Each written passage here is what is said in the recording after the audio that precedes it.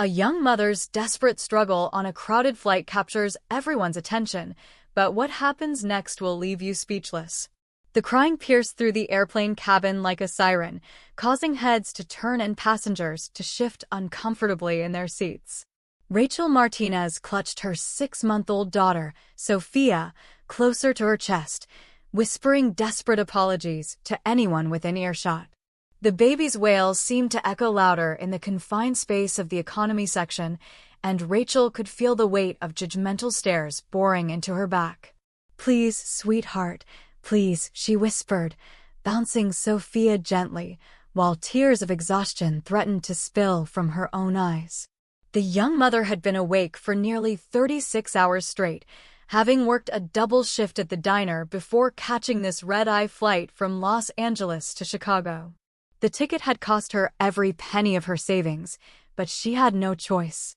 Her sister Carmen was getting married in 2 days, and despite their strained relationship, Rachel couldn't miss it. At 23, Rachel looked older than her years. Dark circles shadowed her brown eyes, and her once vibrant smile had been worn thin by months of struggling to make ends meet as a single mother.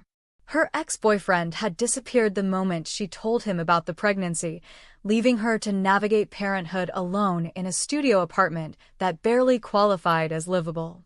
Every day was a battle between paying for diapers or groceries, between keeping the lights on or buying Sophia's formula. The flight attendant, a stern-looking woman in her 50s, approached with barely concealed irritation. "Mom, you need to keep your baby quiet. Other passengers are trying to rest." "I'm trying," Rachel whispered, her voice cracking. She's usually such a good baby, but she hasn't slept properly in days. The change in routine, the noise.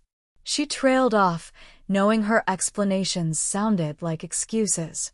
Sophia's cries intensified, and Rachel noticed several passengers pulling out their phones, likely to record her embarrassment. Her face burned with shame as she realized she was becoming one of those stories people would share online, the inconsiderate mother who ruined everyone's flight. "Maybe you should have thought about that before booking a flight," muttered an elderly man across the aisle, loud enough for her to hear. Rachel's eyes filled with tears. She had considered driving, but her old Honda had broken down 3 weeks ago, and she couldn't afford the repairs. This flight was her only option, booked with money she should have used for next month's rent. She was already dreading the conversation with her landlord when she returned.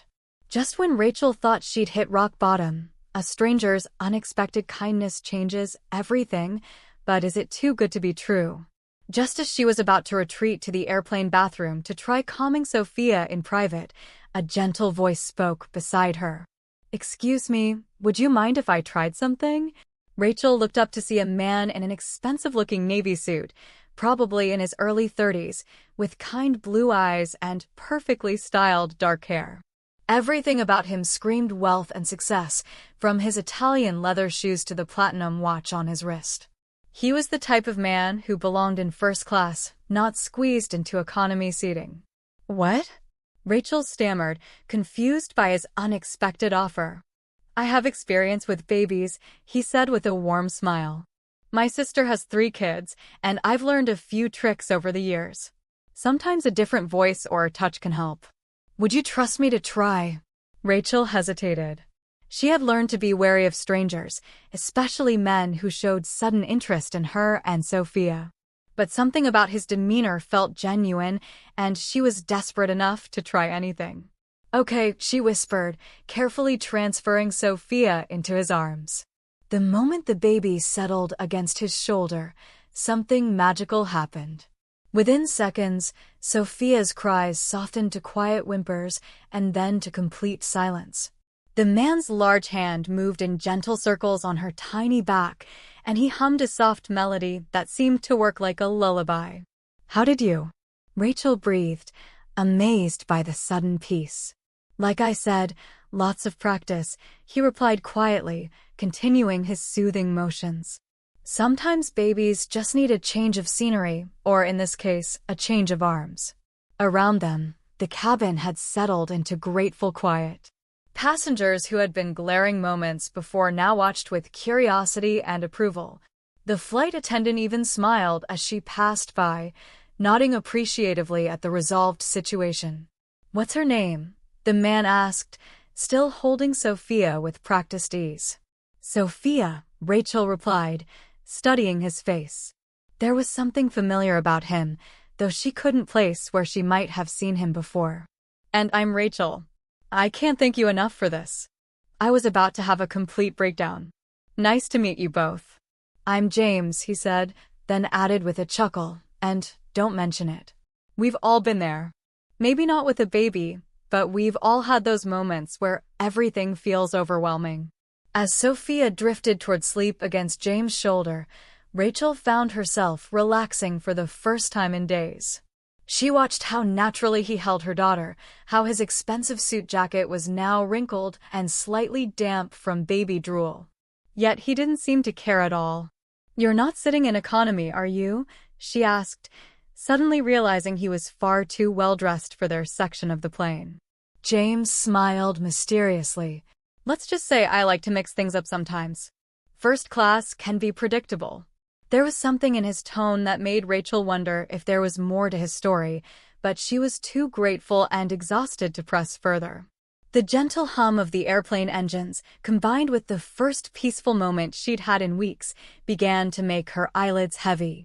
"I should take her back," she said half-heartedly, though Sophia looked more comfortable than she had in days.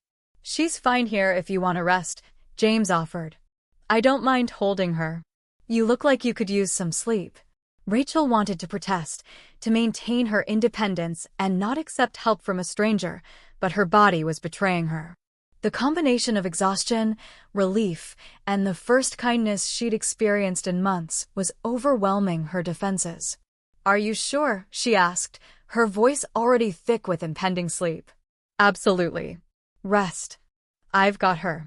Despite every instinct telling her to stay alert, Rachel felt her head growing heavy.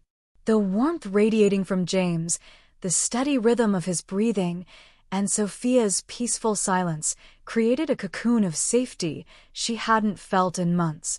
Almost without realizing it, she found herself leaning against his shoulder, her consciousness fading as the airplane carried them through the night sky. What Rachel didn't know was that James had been watching her struggle for the past hour, his heart breaking at the sight of such a young mother trying so hard to manage alone. What she also didn't know was that James Whitmore wasn't just any passenger. He was the CEO of Whitmore Industries, one of the largest charitable foundations in the country.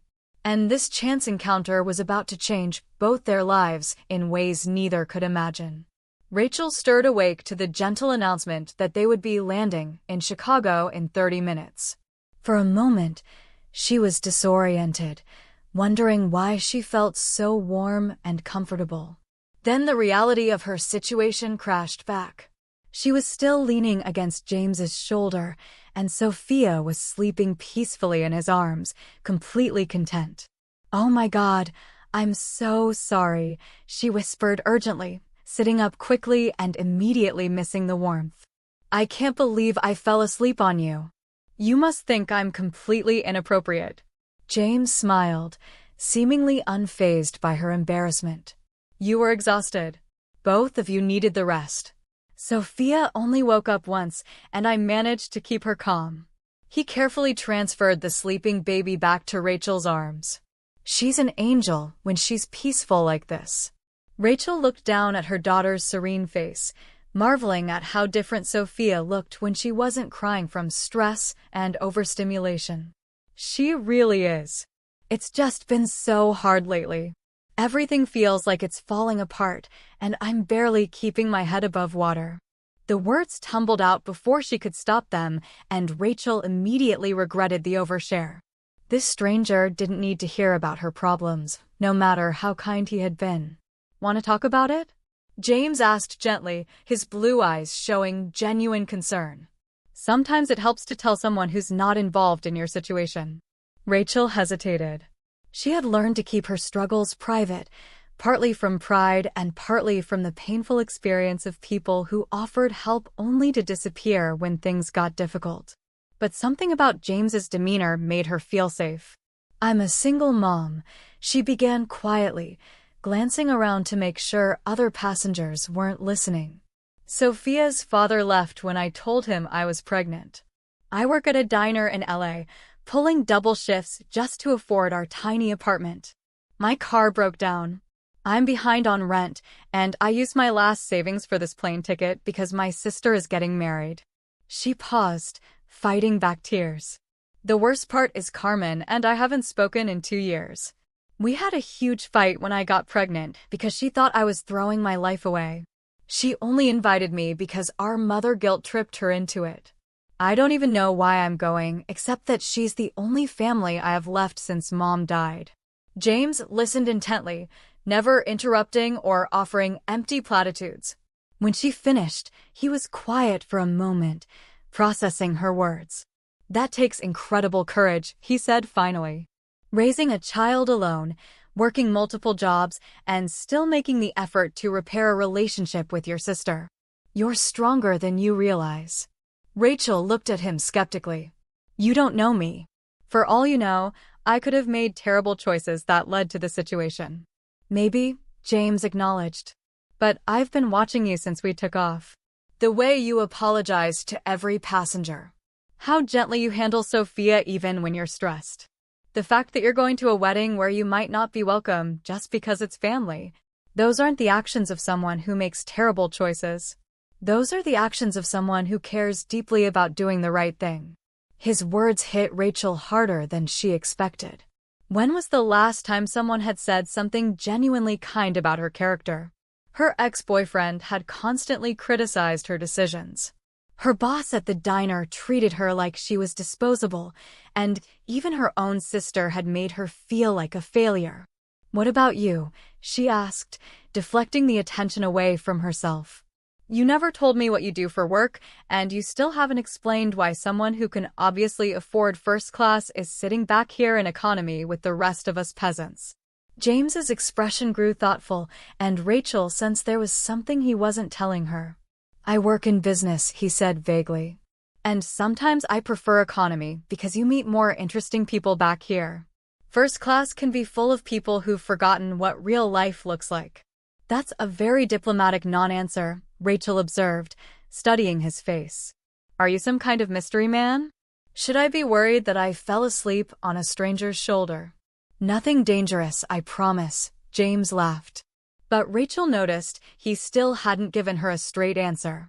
"Let's just say I'm in a position where I try to help people when I can, and sometimes it's easier to do that without a lot of fanfare." Before Rachel could press further, the plane began its descent, and the captain's voice filled the cabin with landing instructions. The spell of their intimate conversation was broken as passengers around them began gathering their belongings and preparing for arrival. "This is probably where we say goodbye," Rachel said, feeling unexpectedly sad about parting ways with this kind stranger who had shown her more compassion in a few hours than she'd experienced in months. "I can't thank you enough for what you did. You saved me from complete humiliation, and you gave Sophia the best sleep she's had in weeks." "Actually," James said, reaching into his jacket pocket. "I was hoping I could give you something." He pulled out an elegant business card, cream-colored with simple black lettering. "If you ever need anything, and I mean anything, please don't hesitate to call this number." Rachel took the card and read it, her eyes widening in shock. The card was simple but expensive, with raised lettering that read, "James Whitmore, CEO, Whitmore Industries." Below that was a phone number and an address in downtown Chicago. "You're James Whitmore," she whispered, staring at the card. Even she, working in a small diner and struggling to make ends meet, had heard of Whitmore Industries. They were famous for their charitable work, appearing in news stories about education initiatives, housing programs for single mothers, and job training for people in difficult circumstances. "Guilty as charged," James said with a sheepish smile. I was trying to avoid mentioning it because I wanted to have a normal conversation with someone who wasn't trying to ask me for money or impress me with their connections. Rachel's mind raced as pieces clicked into place. This explained his expensive clothes, his ease with helping people, and his mysterious comments about being in a position to help others. But it also made his kindness toward her even more significant. He could have stayed in first class, could have ignored her struggle, could have had the flight attendant deal with the crying baby situation. Instead, he had chosen to help. "Why didn't you tell me?" she asked, still processing the revelation. "Because you needed help from James the person, not James the CEO," he replied. "And because I've learned that when people know who I am, they either want something from me or they become so intimidated they can't act naturally anymore. I like talking to you as just me." The plane touched down with a gentle thud, and passengers immediately began standing and reaching for overhead compartments despite the flight attendant's requests to remain seated. Rachel clutched the business card, unsure whether this revelation made everything better or more complicated. "The card isn't charity," James said, as if reading her thoughts. "It's an opportunity if you want it." As they taxied toward the gate, Rachel stared at the card in her hands, wondering if this chance encounter was about to change her life forever, or if she was about to wake up from an impossible dream. The Chicago airport buzzed with typical morning chaos as Rachel gathered her meager belongings from the overhead compartment. Her single duffel bag, containing everything she owned for the weekend, felt pathetically small compared to the sleek luggage other passengers were retrieving. James waited patiently beside her, holding Sophia while Rachel struggled with the bag's broken zipper. "Let me help you with that," he offered, but Rachel shook her head firmly. "I've got it," she insisted, finally wresting the bag free. The gesture was automatic. She had learned to be fiercely independent out of necessity. Accepting help meant owing people, and owing people meant disappointment when they inevitably let you down. As they walked through the jet bridge together, Rachel felt increasingly aware of the contrast between them. James moved with the confidence of someone accustomed to being important, while she clutched Sophia tightly, already dreading the upcoming confrontation with her sister, Carmen. "Where are you staying for the wedding?" James asked as they entered the terminal. "A motel near the venue," Rachel replied, not mentioning that she had chosen the cheapest option she could find online, with reviews that mentioned stained carpets and questionable cleanliness. "It's not fancy, but Sophia and I don't need much." James frowned slightly. "Chicago can be unpredictable in October. Some of those budget places don't have proper heating. Have you considered?" "I can't afford anything better," Rachel cut him off, her cheeks burning with embarrassment. "Look, I appreciate everything you've done, but I don't need you to solve all my problems. I've been managing on my own just fine." The words came out harsher than she intended, born from years of struggling to maintain dignity while barely surviving. James raised his hands in a peaceful gesture, clearly recognizing he had overstepped. "You're absolutely right. I'm sorry. I have a tendency to try to fix things, especially when I care about the outcome." They reached the baggage claim area, and James's phone began buzzing insistently. He glanced at it with obvious reluctance. "I need to take this," he apologized. "Work emergency that apparently can't wait." He answered with a crisp, "Whitmore here," and Rachel watched his entire demeanor shift into professional mode. While James handled his call, Rachel found herself studying him with new eyes. She had spent the flight talking to James, the kind stranger, but now she was seeing James, the CEO. The way he commanded attention, even while speaking quietly, how other business travelers in the terminal seemed to recognize him and whisper among themselves. "I understand the timeline is critical," James was saying into his phone, "but we cannot compromise on the vetting process for the housing program. These are single mothers we're talking about, not statistics on a spreadsheet." Rachel's breath caught. Housing program for single mothers. She strained to hear more of the conversation without appearing to eavesdrop. "No, I want to personally review every application that gets rejected," James continued firmly. If someone is genuinely in need and we turn them away because of bureaucratic red tape, then we're failing at our mission. A terrible realization began dawning on Rachel. This morning, she had shared her most intimate struggles with a stranger on a plane, her financial problems, her housing insecurity, her status as a single mother barely making ends meet. Now, she was learning that this same stranger ran programs specifically designed to help people in her exact situation. When James finished his call, he turned back to her with an apologetic smile. But Rachel was studying his face with growing suspicion. "That housing program you were just discussing," she said slowly. "How long has Whitmore Industries been running it?" "About 3 years now," James replied, seemingly pleased by her interest. "We've helped over 500 families transition into stable housing. It's one of our most successful initiatives." "And the application process," Rachel pressed. "How do people usually find out about it?" Something in her tone must have alerted James that this wasn't casual curiosity. His expression grew cautious. "We have outreach coordinators who identify families in need. Sometimes people are referred by social services, sometimes by community organizations." "Why do you ask?" Rachel felt a cold anger building in her chest. How convenient that you happen to be sitting in economy class right next to a single mother who fits your program's demographic perfectly. How convenient that you were so interested in hearing all about my financial struggles and housing problems. "Rachel, what are you suggesting?" James asked, but she could see the guilty knowledge in his eyes. "I'm suggesting that this whole thing, your kindness, your help with Sophia, this entire conversation, was some kind of setup." "Were you already planning to offer me a spot in your housing program? Is this how Whitmore Industries finds its success stories, by targeting vulnerable women on airplanes?" "It's not like that," James said quickly. But Rachel was beyond listening to explanations. "Oh my God, I'm so stupid," she continued, her voice rising despite Sophia stirring in her arms. "I actually thought someone was being kind to me for no reason. I thought I had met someone who cared about me as a person, not as a charity case." Other passengers were beginning to stare, but Rachel was too hurt and angry to care. Everything made sense now. Why James had been so interested in her story.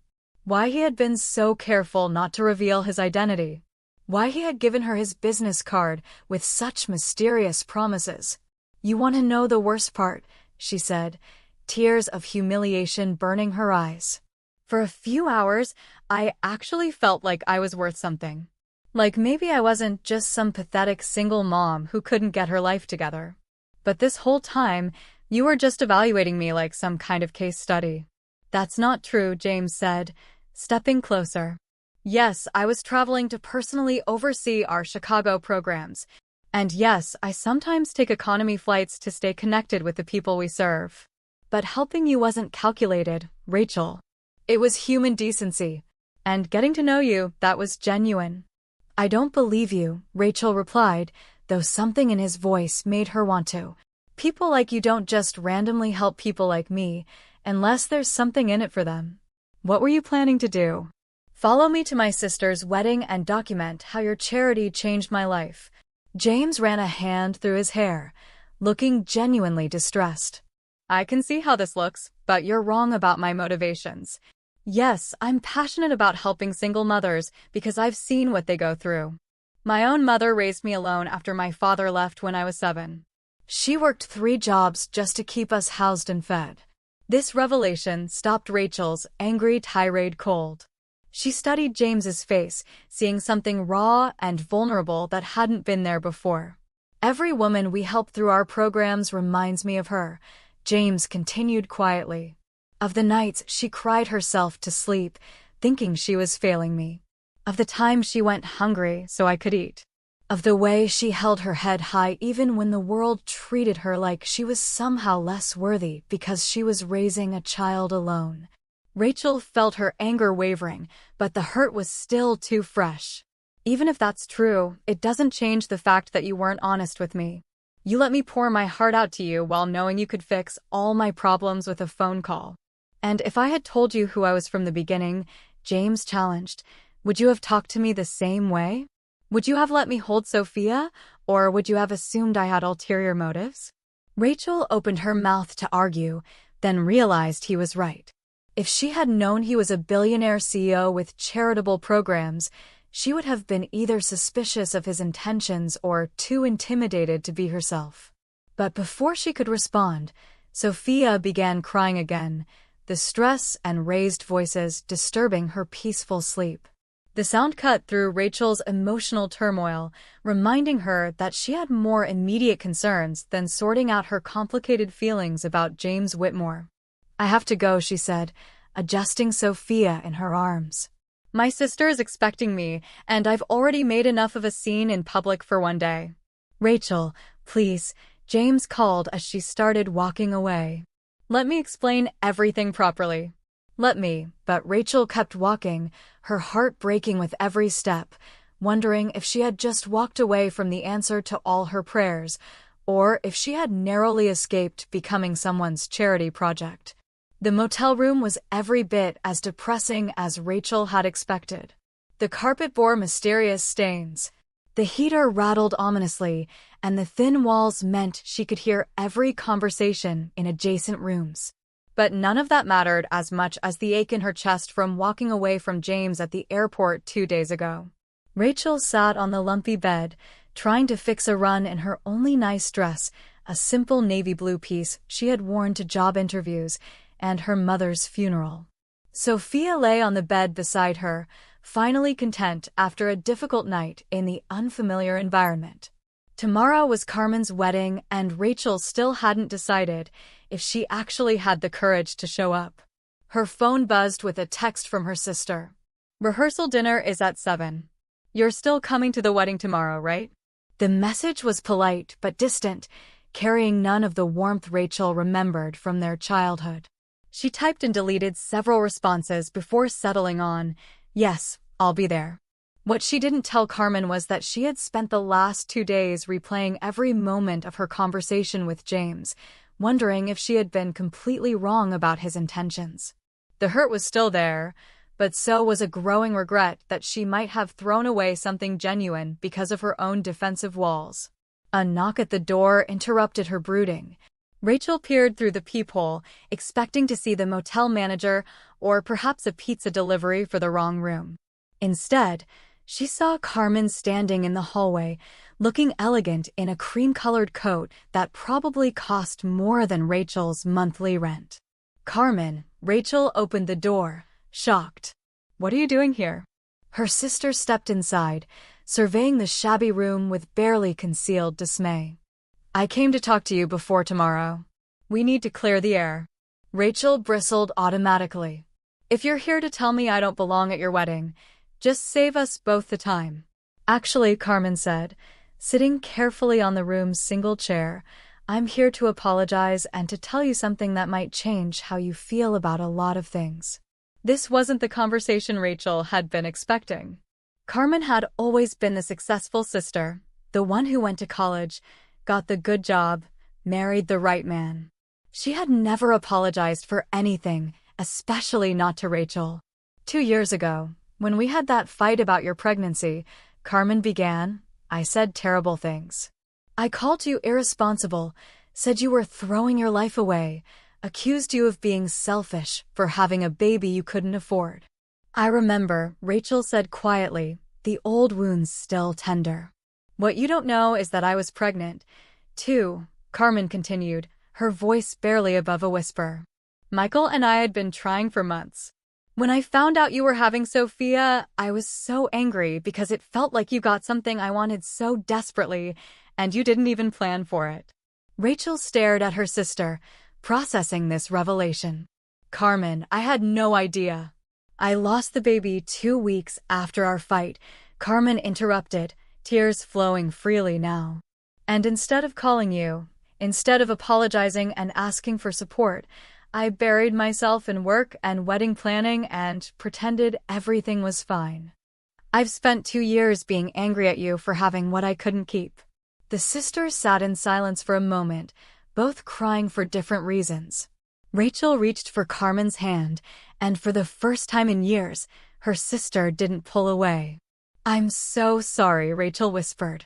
I wish I had known. I wish I could have been there for you. That's not even the most important thing I came to tell you, Carmen said, wiping her eyes. Yesterday, a man called my office. He said he was trying to reach you about something urgent, but you weren't answering your phone. Rachel's heart stopped. James Whitmore. Yes. He explained that you two had met on a flight and that there had been some kind of misunderstanding. He asked if I knew how to reach you. And when I told him I was your sister, he asked if we could meet. You met with him? Rachel asked, alarmed. I did. And Rachel, you need to know what he told me. Carmen leaned forward earnestly. He said he's been looking for you for 2 days, not because of any housing program or charity initiative, but because he's in love with you. The words hit Rachel like a physical blow. That's impossible. We knew each other for a few hours. That's what I told him, Carmen replied. But then he spent 20 minutes telling me about every detail of your conversation, about how Sophia fell asleep in his arms, about how brave and strong you are, about how you made him remember why he started his charitable work in the first place. He wasn't talking like a CEO discussing a program participant. He was talking like a man who had found something precious and lost it. Rachel's mind raced. But the housing program, he explained that too. He was traveling to Chicago for business, yes, and he does sometimes fly economy to stay connected with the people his programs serve. But helping you wasn't part of some elaborate recruitment scheme.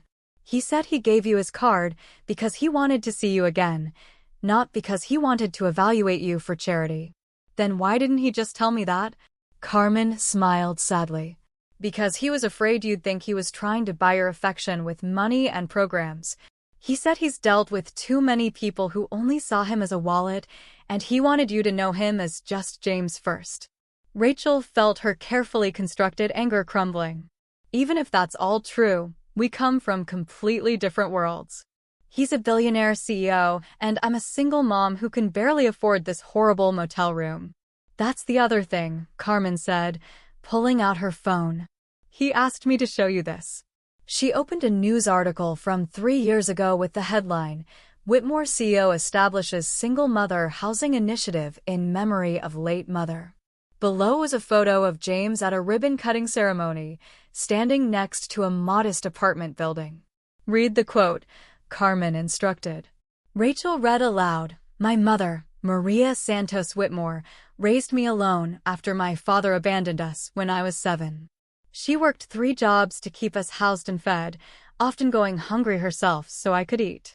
This program exists because no child should wonder if they'll have a home tomorrow, and no mother should have to choose between feeding her child and paying rent. Santos was his mother's maiden name, Carmen explained.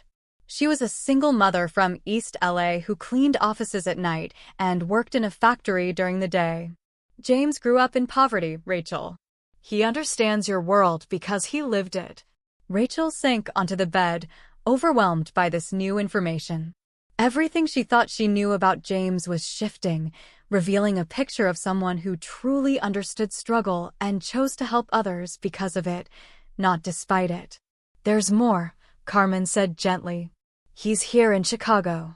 He's been staying at the hotel where my reception is tomorrow night, not because he's trying to intrude, but because he's hoping you'll give him a chance to explain everything properly.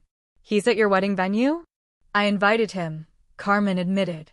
After hearing his story, after seeing how desperate he was to find you and make things right, I thought maybe this was fate. Maybe you two were supposed to meet, and maybe I was supposed to help fix what got broken. Rachel looked down at Sophia, who was watching her with bright, curious eyes. Her daughter deserved a father figure who would love and protect her, and Rachel deserved someone who saw her as more than just a struggling single mother. What if I'm not brave enough? Rachel whispered. What if I'm too scared of getting hurt? Then you'll spend the rest of your life wondering, what if? Carmen replied. And Rachel, you're the bravest person I know. You've survived everything life has thrown at you, and you've raised a beautiful daughter while doing it. If you can do all that, you can certainly take a chance on love. The next evening, Rachel stood outside the elegant hotel ballroom where Carmen's reception was in full swing. She had borrowed a dress from her sister, a beautiful emerald green gown that made her feel like someone who belonged in such a fancy place. Sophia was upstairs with the hotel babysitter, sleeping peacefully for once.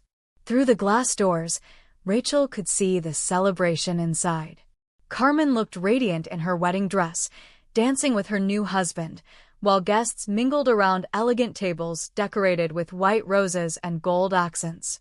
And there, at a table near the back, sat James in a perfectly tailored black tuxedo, watching the door as if he had been waiting for her all evening. Their eyes met through the glass, and Rachel saw something in his expression that took her breath away. It wasn't pity or charity or even simple attraction. It was love, real, honest, overwhelming love that made her feel seen and valued for exactly who she was. James rose from his chair and walked toward the door, never breaking eye contact. When he reached her, he stopped just close enough that she could see the hope and fear warring in his blue eyes. "I was afraid you wouldn't come," he said softly. "I was afraid, too," Rachel admitted. "But someone recently told me that being brave doesn't mean not being scared. It means doing the right thing, even when you're terrified." "I should have been honest with you from the beginning," James said. "Not about who I am professionally, but about how I felt. The moment Sophia fell asleep in my arms, and you trusted me enough to rest your head on my shoulder, I knew my life had changed forever." "James," Rachel began, but he held up a gentle hand. "Let me finish, please. I don't want to help you because you're a charity case. I want to build a life with you because you're the strongest, most genuine person I've ever met. I want to be Sophia's father, not because she needs one, but because I already love her as if she were my own.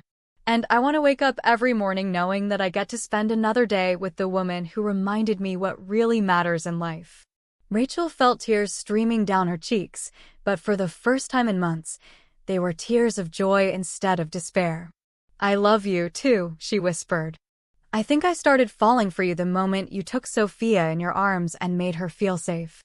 But I was so scared of being hurt again, of being disappointed again, that I almost threw it all away." James stepped closer, gently cupping her face in his hands. "You never have to be scared of that with me. I want to spend the rest of my life proving that you and Sophia are the most important things in my world." As he leaned down to kiss her, Rachel realized that sometimes the most beautiful love stories begin with the simplest acts of kindness. A crying baby, a stranger's helping hand, and the courage to trust again had led her to something she had never dared to dream of, a love that would change not just her circumstances, but her entire world. When they finally broke apart, James smiled and said, "So, would you like to dance? I believe this is where our real story begins." Rachel took his hand, knowing that whatever challenges lay ahead, they would face them together, not as a charity case and her benefactor, but as two people who had found in each other the missing pieces of their hearts. And as they walked into the ballroom together, Sophia slept peacefully upstairs, dreaming perhaps of the loving family that awaited her when she woke.